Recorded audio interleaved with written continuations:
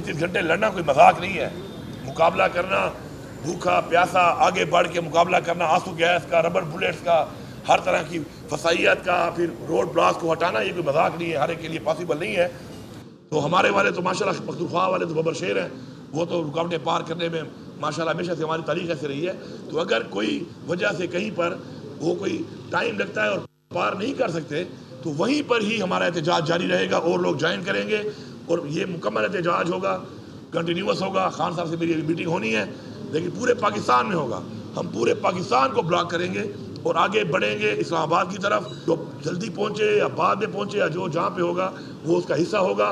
और एहतजाज जब तक जारी रहेगा जब तक अब इस हुकूमत से हम जान नहीं छुड़ाते, क्योंकि ये हुकूमत अब 25 करोड़ आवाम के बजाय अपनी ज़ात के लिए फैसले कर रही है। साहब सूबे में जो है सिक्योरिटी की सूरत हाल जो है वो अख्तर है और यहाँ पे एक दरख्वास्त भी फाइल हुई है जिसमें जो है पेशावर हाई कोर्ट ने सूबाई हुकूमत से 6 सवाल भी पूछे हैं कि सिक्योरिटी के हवाले से क्या हो रहे हैं। मतलब आए रोज़ जुनूबी अजला में जो है हमले हो रहे हैं, जजेस पे भी हमले हो रहे हैं और जुडिशल जो है सिक्योरिटी का जो मसला है, क्या कहते हैं? देखिए सिक्योरिटी का जो मसला है, लॉ एंड ऑर्डर का जो मसला है, आप देखें कि इमरान खान का दौरे हुकूमत देख लें आप, उस वक्त दहशतगर्दी ख़त्म हो चुकी थी, लेकिन जैसे ही रिजीम चेंज करके साजिश करके इमरान खान को हटाया गया, उसके बाद के हालात फिर दोबारा पूरे हमारे सूबे में भी यही बन गए और पाकिस्तान के हालात भी अमन ओमान के ख़राब हुए। तो किसकी वजह थी, किसकी पॉलिसी है? इन्हीं लोगों की। यही PDM आई, जैसे इनकी हुकूमत आई दोबारा हालात ख़राब हो गए। अब हम आए इंशाल्लाह, हम दोबारा उनको कंट्रोल करने की कोशिश कर रहे हैं, लेकिन इन पिछले 2.5 सालों में इनकी वजह से जो हालात इतने बदतर हुए हैं उनको कंट्रोल करने के लिए हम मज़ीद पुलिस से भर्ती भी कर रहे हैं, पुलिस की कैपेसिटी बिल्डिंग भी कर रहे हैं, स्ट्रेंथन भी कर रहे हैं पुलिस को।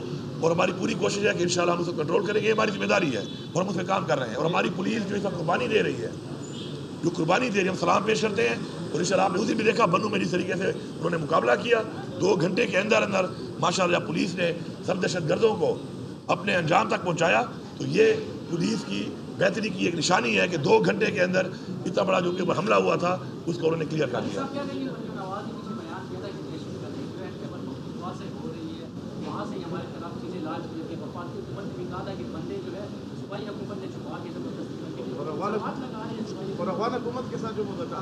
बात यह है, पहली बात, अपनी गवर्नेंस ठीक होती नहीं है। अब एक कॉलेज का एक मालिक है, सबको पता है वो कौन है, उसके काले में एक हरकत हुई है, अपना एजुकेशन मिनिस्टर खड़ा हुए कह रहे हैं कि ये काम हुआ है और वज़ीर आला साहिबा कहती है कि जी ये काम PTI ने किया है। कुछ तो शर्म कर लो, बस जो भी हो जाए हर इल्ज़ाम PTI पे लगा दो। अपनी गवर्नेंस ठीक करो, सूबे के हालात ठीक करो।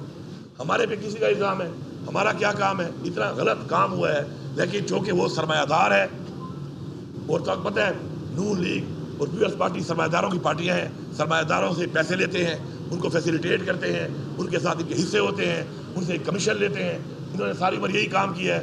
तो मैं समझता हूँ कि अपने बयान को ठीक करें। किसी सूबे के ऊपर इस तरह का इल्ज़ाम लगाना कि दहशतगर्दी सूबे में होती है, दहशतगर्दी का मुकाबला ये सूबा कर रहा है। इस सूबे के लोगों ने दहशतगर्दी के लिए जो कुर्बानी दी है पाकिस्तान के लिए, दहशतगर्दी के खिलाफ, मेरे ख्याल में किसी ने नहीं दी, लेकिन हम किसी पे एहसान नहीं चढ़ाते। पाकिस्तान हमारा मुल्क है, लेकिन इस तरह की घटिया बातें करना, इस तरह के घटिया इल्ज़ामात लगाना मेरे ख्याल में कम से कम से नहीं देता। और मरियम नवाज़ जो है वो तो वैसे भी मेरे ख्याल में अगर वो मानती है अपने उसको अपना शोहर क्या है वो कैप्टन सफदर को, तो वो तो इसी सूबे की बहू है। तो कुछ शर्म करो, इस सूबे की बहू होकर तुम लगी हुई हो, फिर पीछे वो 2 तुमने औरतें छोड़ी हुई हैं, सारा दिन टाँ टाँ टाँ टाँ कर रही हैं, हमारे पीछे लगी हुई हैं। अपने आप को हर 3 दिन बाद आती है टिक टाक एक हाल में बना ले। अवाम में जाओ ना, तुम अवाम में जाओ, अवाम तुम्हें बताएगी कि तुम्हारी हैसियत क्या है। मरियम नवाज़ खुद अपना इलेक्शन हारी हुई है, पहले फॉर्म 45 दिखाया अपना। जिस सूबे की वज़ीर आला खुद फॉर्म 47 पे बैठी हो, जिस पार्टी का और जिस हुकूमत का वज़ीर आज़म खुद फॉर्म 47 पे बैठा हो, उनकी क्या अखलाकियात होंगी और उनकी हैसियत ही क्या है? कोई हैसियत नहीं है। वक्त की बात है, इदारे सपोर्ट कर रहे हैं, मिलजुल के डाका मारा गया मैंडेट के ऊपर, उसके ये बेनिफिशरीज हैं। वक्त के साथ ये बेनिफिशरी ख़त्म हो जाएंगे, वक्त बदलेगा। हम डटे हुए हैं और इंशाल्लाह हम आपको दिखाएंगे कि पाकिस्तान की आवाम का जो मैंडेट चोरी हुआ है ये भी वापस लेंगे और इसी पाकिस्तान की आवाम के वोट की ताकत से जो इस तरह की तरामीम ये कर रहे हैं ना, ये तरामीम हम ख़त्म कर देंगे। लेकिन एक बात है, जो इन्होंने एक रास्ता बनाया है किसी के घर में घुसने का, किसी की चादर चारदीवारी को पामाल करने का, किसी की इज्जत पे हाथ डालने का, जैली मुकदमे बनाने का, जबर करने का, तशद्दुद करने का, अगवा करने का, ये भूल रहे हैं کہ یہ راستہ آپ نے گھر کے لیے نکالا ہے، آپ نے، آپ کا گھر بھی سے محفوظ نہیں ہے، اور انشاءاللہ ہم بدلہ لیں گے، ہم چھوڑیں گے نہیں۔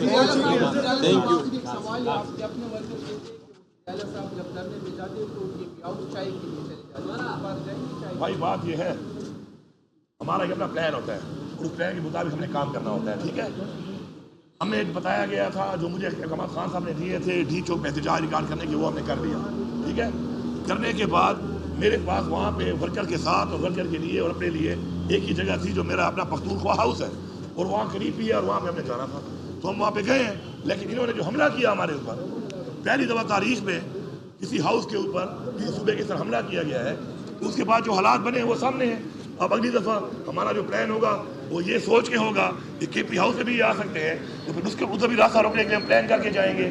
باقی انشاءاللہ ہمارا ورکر ڈٹا ہوا ہے، فرنٹ سے میں لیڈ کرتا ہوں، یہاں سے میری گاڑی آگے جو گئی ہے وہاں تک میری گاڑی آگے تھی، آپ ویڈیو دیکھ لیں، پھر بھی آگے لیڈ کروں گا۔ لوگوں کے بچے میری ذمہ داری ہیں، لوگوں کے بچے جو میرے ساتھ جاتے ہیں وہ بھی میری ذمہ داری ہیں، اور جو ہمارے سامنے کھڑے ہیں وہ بھی ہماری قوم کے بچے، وہ بھی ہماری ذمہ داری ہیں۔ ہم پرامن ہیں، پرامن طریقے سے ہم نے احتجاج ریکارڈ کرا ہے، ہمیں تو فخر ہے، پرامن ہو کے رہے ہیں، ہم کسی کے ایجنڈے میں جا کر۔